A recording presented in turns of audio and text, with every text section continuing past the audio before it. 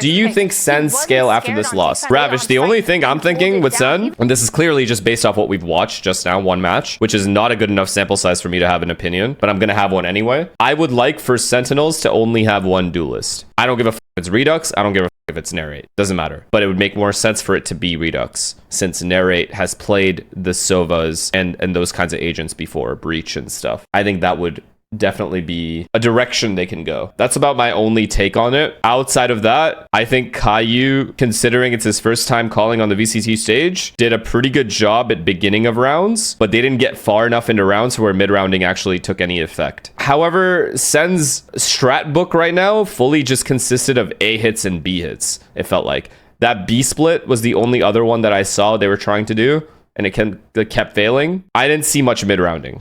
I didn't see much defaulting. But then again, I've watched a lot of Breeze this event, and almost every other team is also doing this straight up A exec, B execs. So nothing crazy there. I'm not going to give too much to KYU. I still think that if you have an IGL that has won Masters still on the team, he should be calling. Look, JohnQT is still capable of mid-rounding. So it doesn't really matter who's calling. Because JohnQT could easily just take over in the mid-round. Like, start of the round calling is extremely basic. As long as your game plan going into the game, which the coach helps the IGL with, is solid. The mid-rounding is what matters, and I think they have like 2 or 3 players that could still mid-round. So I truly don't think that designating KYU as a caller means that all he does is call, and JohnQT doesn't say a word. Like, that's not how teams work. In NRG right now, Ethan calls, yes, but there are players on the team, specifically like people like Adam, who are extremely vocal and help with the calling, with the information they give, and potential options they can go, like whether it's like fake a B split and go A, yo guys, I'm in a really good spot here, can you guys do this for me? It's not necessarily just Ethan calling start to finish. That's never how it's been. The IGL who is calling from start to over